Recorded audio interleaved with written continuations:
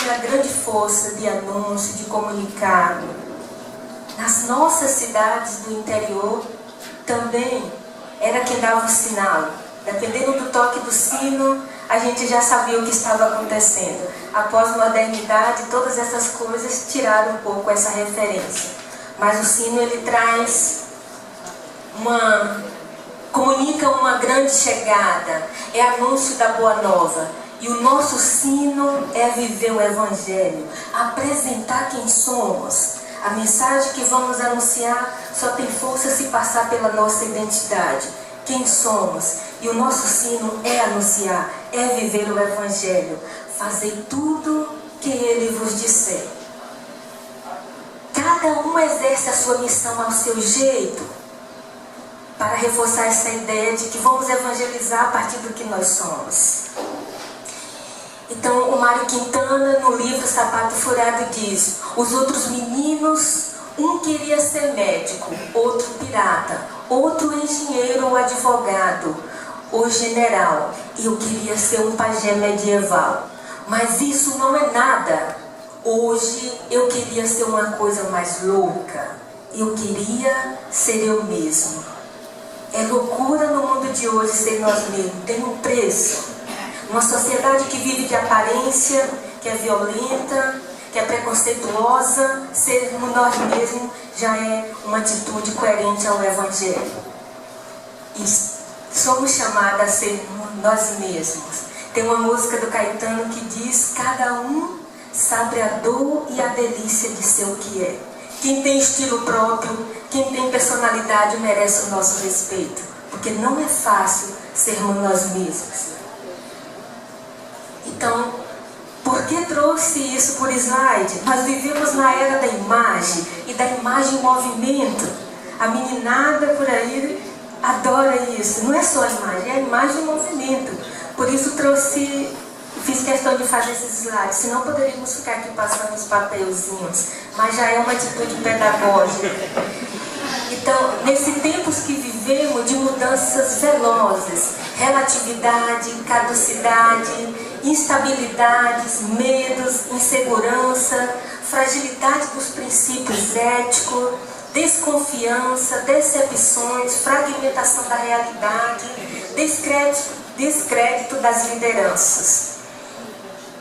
Só pedagogicamente, eu estava muito tímida e esqueci de dizer o que sequência nós vamos seguir. Isso nos ajuda a equilibrar o nosso tempo, porque o tempo é um relógio que não nos pertence. Falar nisso vocês cuidam, viu? Que eu sou meio distraída. Então vou fazer essa contextualização, depois vou apresentar 5 grandes desafios que nessas andanças e nessa prática do regional nós podemos visualizar para vocês.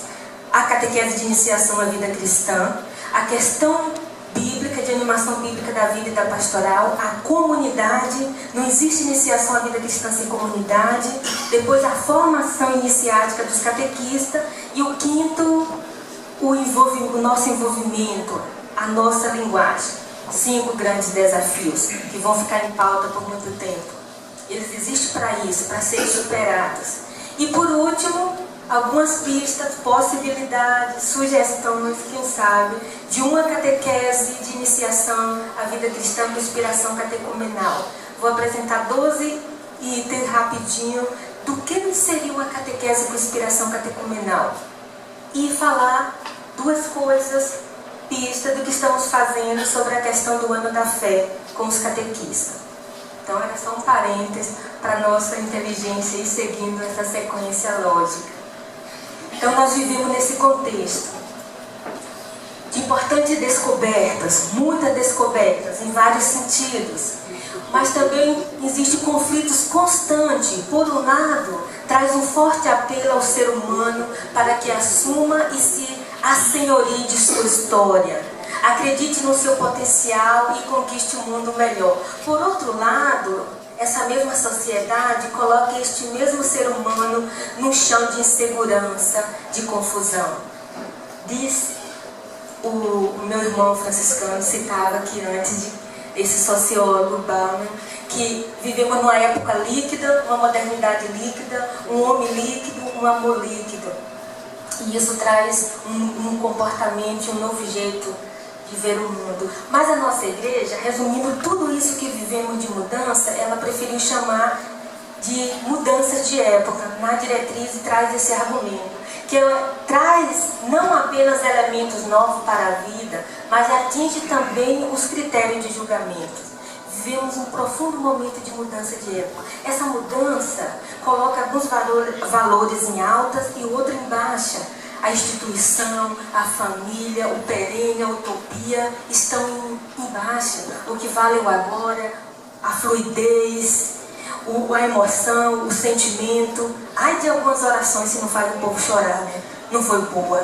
Então tem alguns valores que foram colocados em alta e outros em baixa. A mudança de época muda a nossa concepção com o tempo. Eu estou aqui, posso falar com alguém que está na Austrália. Lá está à noite, que é de dia. Eu estou na minha casa, não conheço o meu vizinho do lado, mas conheço o pessoal que é lá da outra diocese, a gente é amigo pelo Face. Então muda tudo, mudou a concepção. É como a mulherada que arruma a casa, muda tudo do lugar, bota alguns enfeites novos e quando a gente chega, tá tudo diferente. Isso é a mudança de época. Conserva alguns elementos, mas traz outros novos para a cena e muda tudo. Então não podemos ser ingênuos a essa concepção. Temos dois perigos: não reconhecer a mudança de época ou mergulhar nela sem discernimento. Os dois é grave e não podemos fazer. Tem uma música que se pudesse ter uma música para visualizar isso, seria aquela: nada do que foi será de novo do jeito que já foi um dia. Muda, passa tudo. Então, tudo passa, tudo sempre passará. Nesse contexto, as pessoas ficam como ovelhas sem pastor. E nós é que temos que ir atrás desse rebanho, diz o Evangelho. Foi para elas que nós fomos convidados, chamados. E temos nesse meio de turbilhão cristão com verniz de Evangelho. Em outras palestras e em outras falas já apareceu um pouco isso. Às vezes somos católicos pagãos, temos atitudes e comportamentos pagãos, que não é de quem tem fé, de quem é católico. É um cristianismo. Então, no meio disso, a pergunta é: quem pode dar sentido à vida? E nessa cena, Jesus diz: sou eu que estou falando com você. Mata a grande sede da Samaritana. Apesar de todas as mudanças, nós vivemos num momento que as pessoas têm uma grande busca do sagrado, do religioso. Maomé, Buda, todos nunca tiveram tão em alta como agora, por causa dessa busca ao sagrado. Dizia Santo Agostinho: tarde te amei, beleza tão antiga e tão nova. Tarde te amei, tu estava dentro de mim e eu te buscava fora de mim. Brilhaste e resplandeceste dentro de mim e expulsaste dos meus olhos a cegueira. Exalaste o teu espírito e aspirei o teu perfume e desejei-te. Saboreei-te e agora tenho fome e tenho sede de ti. Tocaste-me e abrirei-me a tua paz. E hoje, como identificar essa busca de Deus? Quem não tem perguntas, não busca resposta. Será que não temos tentado responder sem ouvir as perguntas dos outros? Basta organizar um cursinho? Por quê? Que diferença notamos em relação à religião hoje? O censo diz que a porcentagem, está errada, de católico diminuiu. Perdemos gente? Ou os que nunca foram nossos agora assumem sua situação? O que as pessoas esperam de nós? O que elas não entendem quando nós falamos? Vamos ter a vida toda para responder. Sobre mudanças e novidade, trouxe essa história para ajudar a gente a criar uma ideia de que o momento nos pede mudança. Uma mulher fazia aos domingos um prato de peixe para o jantar da família. Sempre cortava o peixe em pedaços bem pequenos. O marido, que trazia peixes grandes do mercado, perguntava por que fazia isso e ela respondia: aprendi com minha mãe, que era uma excelente cozinheira. Ela sempre cortava o peixe assim. Um dia, a mãe veio visitá-la. Entrou na cozinha e viu como ela preparava o peixe. E perguntou: um peixe tão grande, tão bonito, por que você não faz pedaços maiores? Ela, espantada, explicou que sempre vira a mãe fazer daquele jeito. Então a mãe esclareceu: filha, eu só fazia isso porque a minha frigideira era pequena e a gente naquele tempo não tinha como conseguir outra maior. Como era a nossa frigideira de algum tempo atrás? Catequese meio automática de criança. Fala nisso, nós temos um vício em nossa igreja. Quando fala em catequese, pensamos logo naquilo. Coisa de criança e de mulheres trabalhando com criança. A frigideira é de uma religião herdada sem muito compromisso. A autoridade aceita com menos discurso. Leigos mais passivos. Catolicismo culturalmente dominante. Costumes regulados por tradição. Menos fonte de lazer e informação. Não tinham Face para a gente entrar, que seja meia-noite, para dizer: curti, oi, que lindo. Precisamos de uma fé em primeira mão. Hoje sentimos a necessidade de uma fé que oriente para a vida, que cuide, que acolha as pessoas, de uma fé que possa constituir uma arte de viver, um laboratório para uma experiência autêntica e não apenas para uma manutenção de um conjunto de práticas fragmentadas, uma fé que passe pela vida, que tenha cheiro de Deus. E precisamos reencontrar ou reinventar, a partir da fé, uma gramática do humano, de descobrir em nós mesmos a imagem e semelhança de Deus, a nossa imago Dei. A fé é um exercício de olharmos para Jesus, para a sua prática e fortalecer a nossa fé. A fé consiste em uma atitude de confiança amorosa. Crer, confiar e amar. Se entregar, se jogar no colo de Deus. Porque o nosso Deus é um Deus sonhador, que nos coloca no colo para dormir e sonhar com Ele. Sonhar sonhos bons, que não são só nossos, é de toda a humanidade. Isso vai ter fé. Então a catequese no meio de tudo isso. Inicialmente ela brota da vida das pequenas comunidades, tem como referência a comunidade de Atos dos Apóstolos. Depois, com um período de perseguição, aparece o catecumenato, um grande processo de iniciação à vida cristã com os 3 sacramentos. Depois, isso são longos períodos históricos, viu? Estou resumindo em 2 minutos.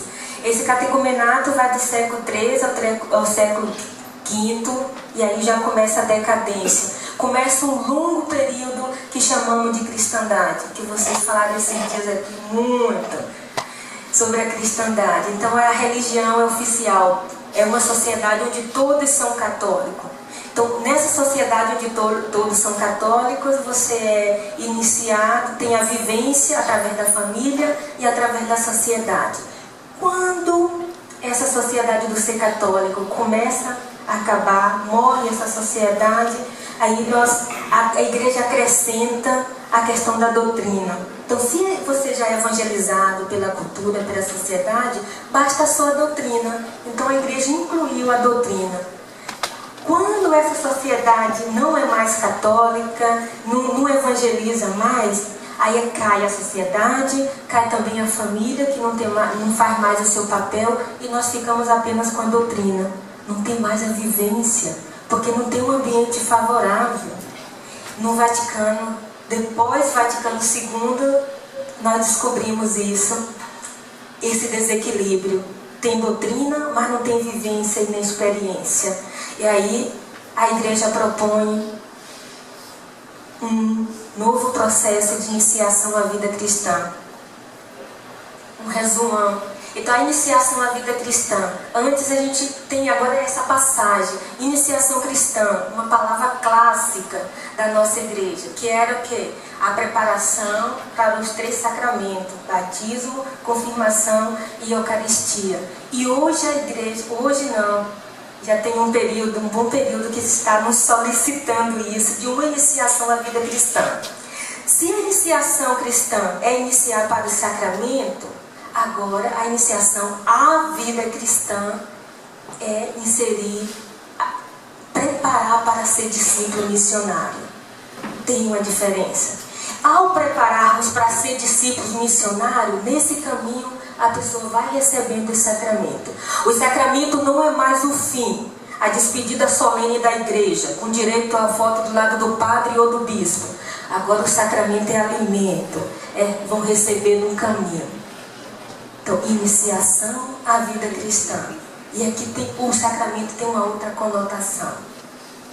Para isso, o grande carro-chefe da igreja é o Estudo 97, que a CNBB publicou em 2009, no ano catequético, onde fizemos o estudo e teve a 3ª Semana Brasileira Catequética. Desse período para cá, nós estamos sensibilizando as paróquias, a diocese, para refletir sobre essa questão da iniciação à vida cristã. Então, nesse estudo, nós temos 6 capítulos. O porquê, a iniciação à vida cristã, o que, como, para quem, com quem e onde.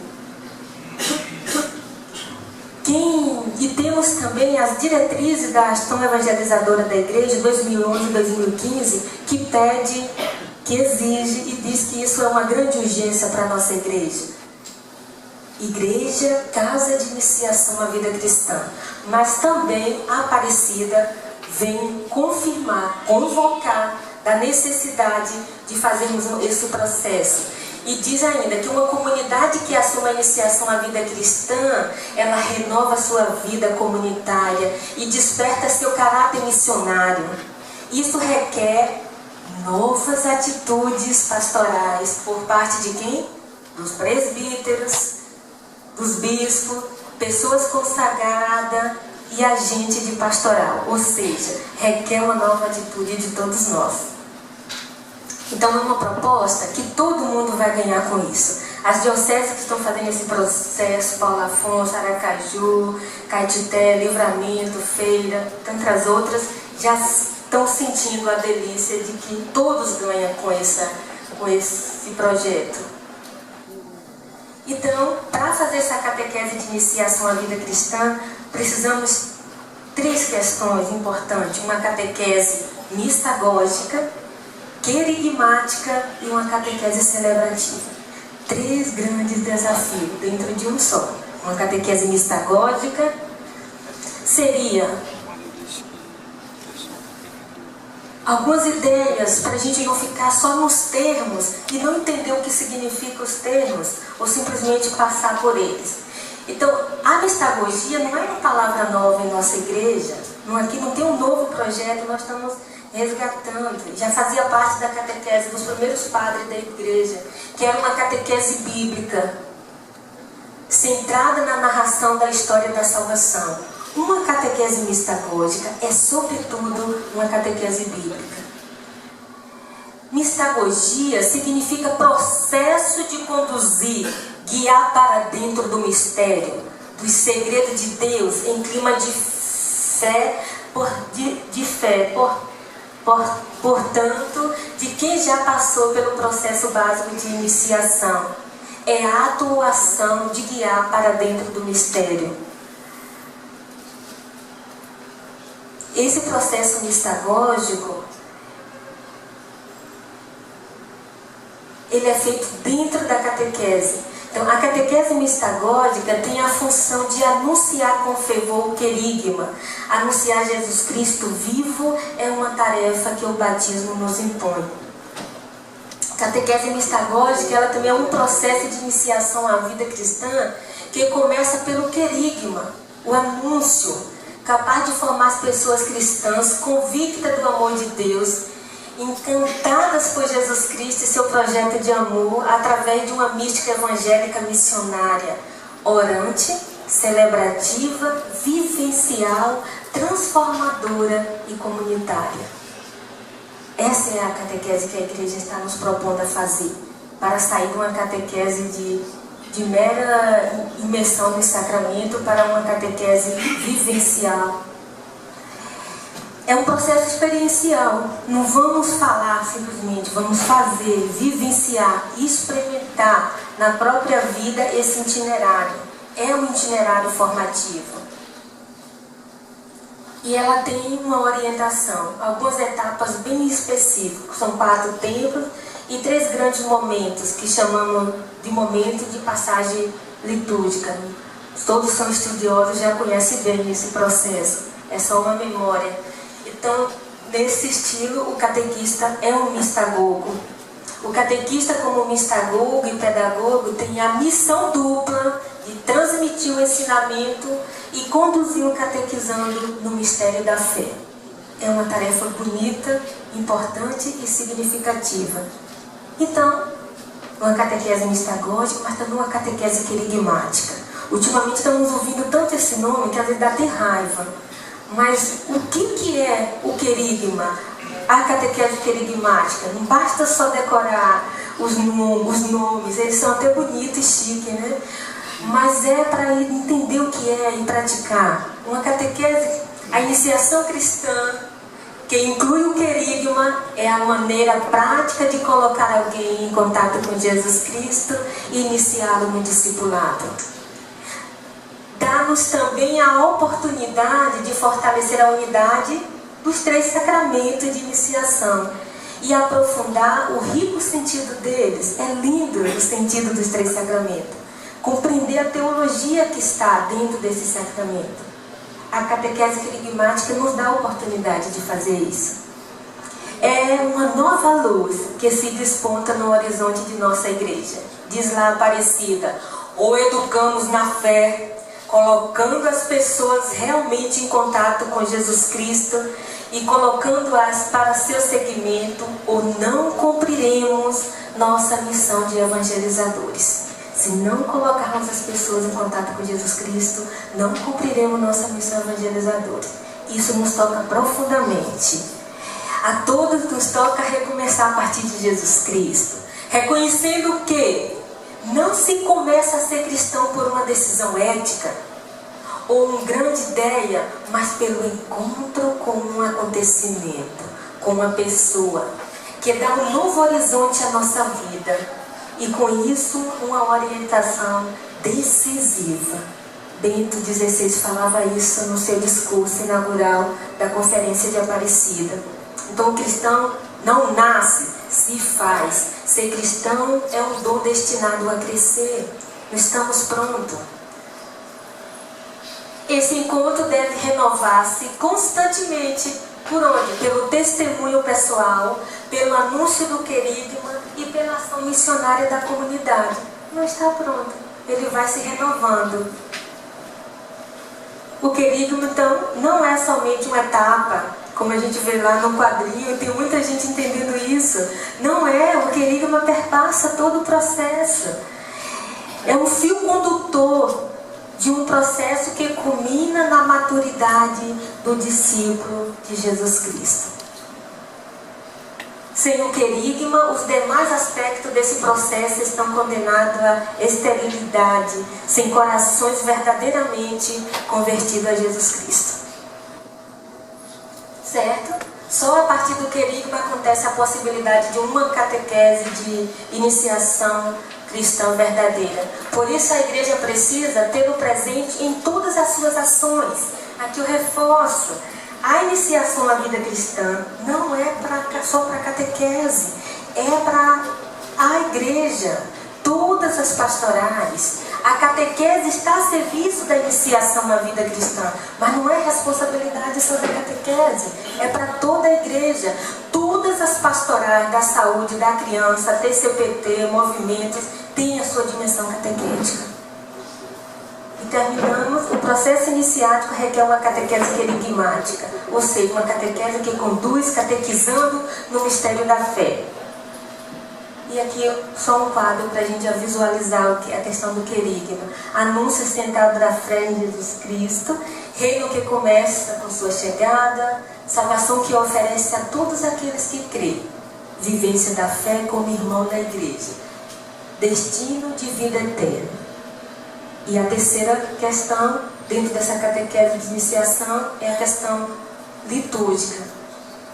Mas essa catequese é para nos levar a conhecer a Jesus e verbalizar isso, que conhecer Jesus é o melhor presente que qualquer pessoa pode receber. Tê-lo encontrado foi o melhor que ocorreu em nossas vidas, e fazê-lo conhecido com nossa palavra e obra é nossa alegria. Quem dera que nossos interlocutores, nossos catequizandos, as pessoas da nossa paróquia, da nossa diocese falassem isso. E a liturgia tem um acento bem forte dentro desse processo. Por que forte dimensão litúrgica na iniciação? O que celebramos, gente, marca mais do que o que simplesmente estudamos. Nós sabemos disso. Identidade se constrói de modo simbólico. O mistério não cabe em discursos objetivos. A celebração une as pessoas. A sucessão de tempos de significado especial aprofunda o que vivemos. A força da celebração envolve a pessoa por inteiro. Aqui diz o Diretório Nacional de Catequese: aderir aos ritos significa abrir-se ao sentido proposto por aquele grupo e, portanto, assumir sua identidade, fazer parte dele. A expressão ritual trabalha com ações simbólicas e estas atingem o ser humano como um todo, em sua diversa dimensão sensorial, afetiva, mental, espiritual, individual, comunitária e social. Nessa cidade, a gente tem um momento que isso eu fico visualizando e pensando que todas essas qualidades estão juntas. Quando tem o Davi, que é uma grande celebração, não torço para um nem para outro, viu? Mas as pessoas se envolvem de uma tal maneira, porque é uma grande celebração, envolve todos os seus sentidos. E aqui novamente o Diretório reforça que o cenário litúrgico são ao mesmo tempo anúncio, lembrança, promessa, pedido e realização. Mas só por meio da palavra, da evangelização, é que acontece isso. E um grande símbolo que nós temos e que está sendo utilizado nesse momento litúrgico é o Rica, que é uma riqueza litúrgica, simbólica, teológica e pastoral. Ele oferece um caminho iniciático aos adultos que decidem e querem fazer sua vida cristã, nosso primeiro desafio. O segundo é a comunidade. Não existe iniciação à vida cristã se a comunidade não está disponível, não está propícia para isso. Quem inicia é a comunidade. Por isso que ela está presente como uma das urgências da nossa igreja. E agora os bispos refletiram sobre comunidade de comunidade. Ele é um processo muito importante. Então, ela é um grande audiovisual da catequese. É lugar, meta e finalidade, a comunidade. Não existe catequese fora da comunidade, ela é feita na comunidade e é para as pessoas retornarem para a comunidade. E aí, as diretrizes vêm dizer o que é uma comunidade, o que significa isso. É o lugar onde o discípulo se forma, cresce, se identifica com o irmão, com o reino de Deus. É uma grande comunidade de irmãos. Então as paróquias convidadas a ter um papel fundamental na evangelização e precisa tornar-se comunidades vivas e dinâmicas de discípulo missionário, igual comunidade de comunidade. E a Aparecida orienta que existe e pode existir vários tipos e formas de vida comunitária. E uma dessas formas é as SEBs, as comunidades eclesiais de base que se reúnem em torno da palavra. O documento de Aparecida que salienta isso. Então, no mundo plural de tantas mudanças e fragilidade, a comunidade é um lugar essencial. É importante que exista e que apareça novas comunidades. E a setorização da paróquia vai ajudar a surgir novas comunidades, porque as pessoas se aglomeram, se acolhem mais facilmente. Porém, tem uma exigência em comum. Para ser comunidade, precisa ter a palavra, os sacramentos, o compromisso evangelizador e a solidariedade. E a todos. É fundamental, em todos os níveis, a acolhida. Todos precisam de atenção, mais do que de julgamento. A Aparecida diz que as pessoas só vão ficar nas comunidades onde elas se sentem acolhidas e eclesialmente incluídas, visivelmente incluídas. Seja acolhida e também tem uma tarefa, um serviço na comunidade. Ao contrário, elas vão para qualquer outro lugar. Então a palavra, a igreja nos lembra que tudo na nossa igreja deve partir e ser motivada com a palavra. A palavra deve ser a alma da pastoral. Ela deve orientar os nossos projetos, a nossa execução de tarefa, a operacionalização disso e a avaliação. Ou seja, ela deve perpassar toda a nossa ação pastoral. E é, por excelência, o livro da catequese. Em 1983, quando foi lançado a Catequese Renovada, que está se fazendo agora 30 anos, a gente dizia que a Bíblia é o livro por excelência do catequista. E um grande catequeta do Brasil, o Frei Leonardo Câncer, dizia que o catequista tem que ter numa mão a Bíblia e na outra a Palavra de Deus. A Bíblia e a realidade. Eu estava aqui lembrando de outra ideia. Podemos continuar. E a Verbo Domini, que foi logo pode ir para frente. Que lembra que o documento, o pós-sinodal, a Verbo Domini, o Papa insiste, devemos assumir a animação bíblica da pastoral inteira. Passar de uma pastoral bíblica para uma animação bíblica de toda a pastoral. É uma rica mensagem para a animação bíblica de todo o Brasil. Esse sínodo da palavra, que aconteceu em 2008, ele traz um itinerário, é um itinerário espiritual sobre a palavra. Diz o rosto da palavra, a voz da palavra, a revelação, o rosto da palavra, Jesus Cristo, a casa da palavra, a igreja e os caminhos da palavra, a missão. E isso é uma escada que a gente poderia falar como o grande processo de iniciação à vida cristã. Tem todos esses degraus. E a formação. É impossível fazer uma catequese de iniciação à vida cristã, mudar a frigideira, sem mudar a formação daqueles que vão fazer isso. É inacreditável que ainda em pleno século XXI a gente tenha catequista que assuma o seu trabalho sem uma formação, sem uma compreensão. Esse povo fala em nome da igreja, então ele precisa saber o que a igreja pensa, gente. É indispensável a formação dos catequistas. E agora a igreja está orientando que não é qualquer formação, é uma formação iniciática. Porque estamos descobrindo que quem não foi iniciado é os catequistas.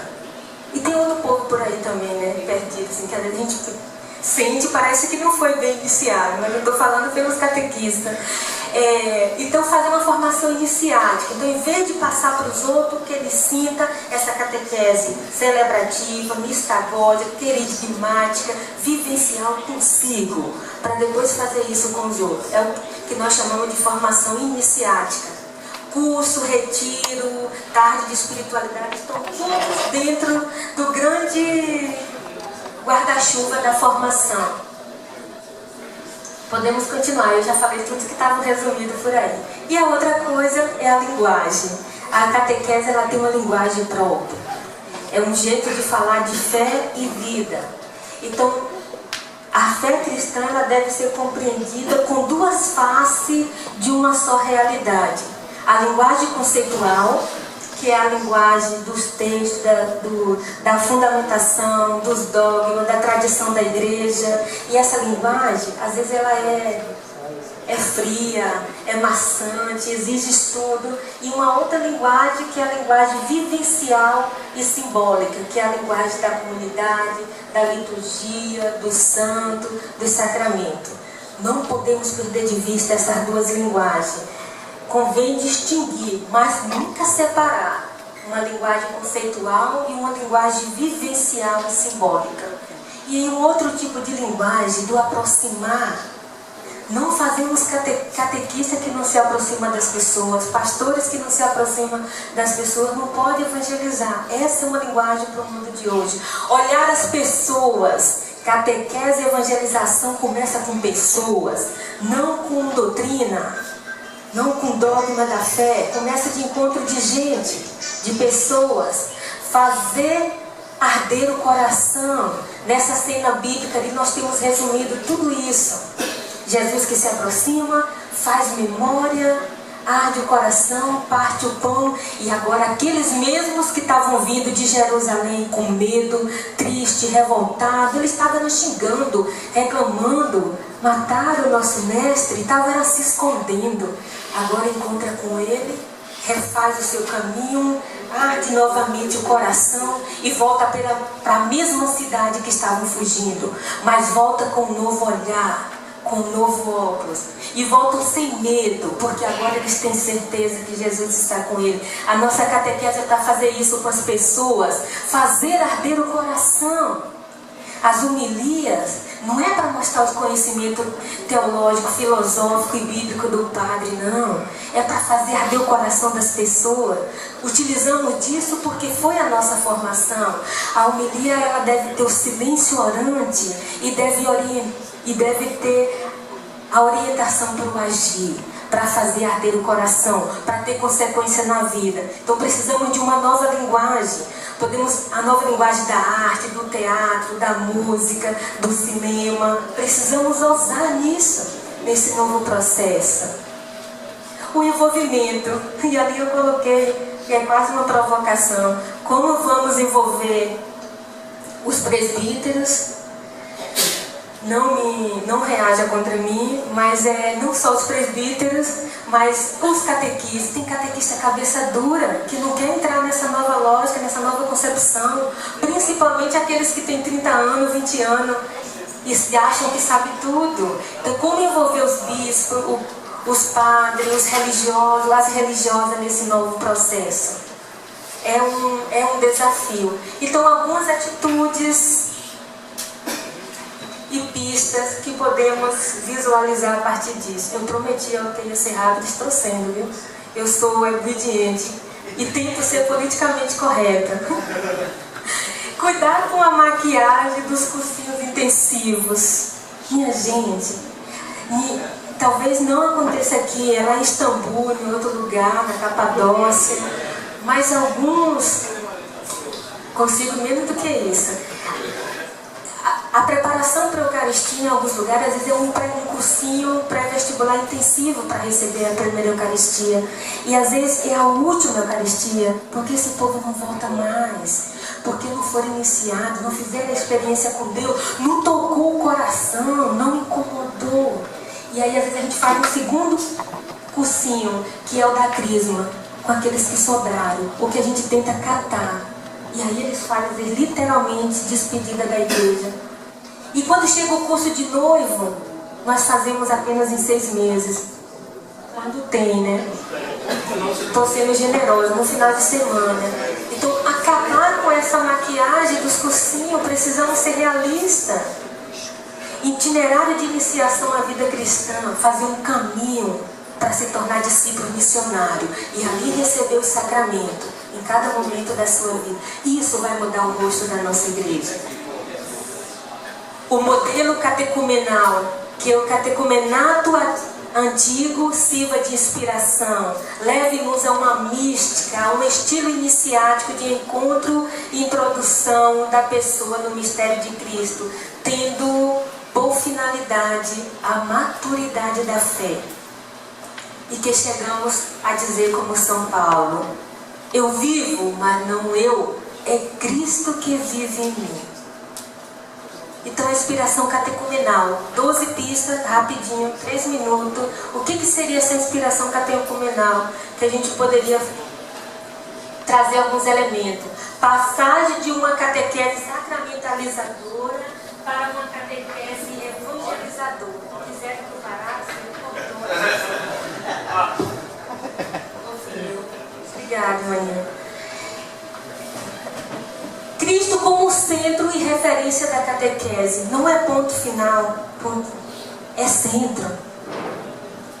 O papel fundamental da comunidade cristã. Quem inicia é a comunidade. Ela não pode ficar alheia do processo. A interação catequese e liturgia. Esse casamento é difícil, mas é necessário. O acompanhamento personalizado. O envolvimento da família do iniciado, com todos aqueles entraves que saiu aí na palestra anterior, que mudamos o conceito de família. O irmão ali ficou tentando achar um termo para descrever a família e não achou, fiquei com a dó dele. Mas vai ser assim daqui para frente, viu, meu amigo? Porque mudou o conceito de família. Não temos mais o pai, a mãe, os filhinhos, o cachorro e o gato. Mudou a concepção, né? Então, a catequese a partir da vida, para a vida do catequizando. Aqui o grande princípio de interação do Catequese Renovada, um dos documentos mais importantes da nossa catequese, interação fé e vida do catequizando. Processo gradual e permanente, você vai fazendo aos poucos. O lugar essencial da palavra de Deus. Anúncio teológico do sacramento de iniciação cristã, a unidade teológica desses 3 sacramentos. Compromisso sócio-transformador. Educação para o ecumenismo, para o diálogo interreligioso. 12 pistas do que seria essa iniciação à vida cristã. E isso, para fazer isso, precisa acontecer um grande Pentecoste em nossa comunidade. Continuando. Então não é o evangelho que muda, mas que muda o cenário do tempo, dizia esse grande senhor que lembramos com estima. Continuando. Então, é hora de olharmos para um horizonte que nos encanta, ao mesmo tempo que nos atrai. Ele nos encanta, pois nos faz vislumbrar uma igreja mais madura e mais fiel ao projeto de Jesus. Atrai-nos pela imperiosa tarefa que temos que assumir, jamais como um peso, mas sim com paixão, gosto, afeto, arte e alegria. Ter os olhos fixos em Jesus, como nos lembra o nosso Papa, que está falando mais com seus gestos do que com suas encíclicas. Os grandes gestos dele nos falam muito. Então, termos os olhos fixos em Jesus, continuando. Então não é a conclusão, mas é uma iluminação, que nós precisamos iluminar a realidade com energia. E termos paciência histórica, afetiva e pedagógica, como dizia Paulo Freire. E compreender que no decorrer do tempo, a partir que a carroça vai andando, algumas abóboras vão se ajeitando. Não dá para mudar a mentalidade e um processo tão longo de um dia para outro. Não vamos ser ingênuos. E precisamos dialogar para os nossos trilhos se encontrarem, para não dar errado. E não perder o foco, transformar os objetivos em prática, priorizar, renunciar. Tudo isso vai dar um trabalho sem fim? Vai, com certeza. Jesus nunca prometeu que seria fácil. Aí é que está o mais emocionante. Que graça haveria em chegar a um fim de linha e dizer: não tenho mais nenhum desafio a vencer, nada a aprender? E concluo para você dizendo que precisamos ser inquilino do tempo. A resposta a uma pergunta gera em nós novas perguntas. Alcançar um horizonte mostra-nos novos horizontes. Cada pessoa dentro de nós abre novas encruzilhadas. Um compromisso na história solidariza-nos com novos desafios. Se era importante chegar, é para partir de novo. Se nos satisfaz saber, é para buscar o que não sabemos. Se nos alegramos com o que somos, é para sair rumo ao que não somos. O mesmo pão que nos sacia hoje, permite-nos sentir fome amanhã. Somos uma pergunta com respostas parciais, mas só Deus é a resposta. Somos felizes com os amores humanos, mas só quando tem o brilho do absoluto. Somos inquilinos do tempo e do espaço, mas somos filhos do infinito. Muito obrigada pela acolhida e atenção.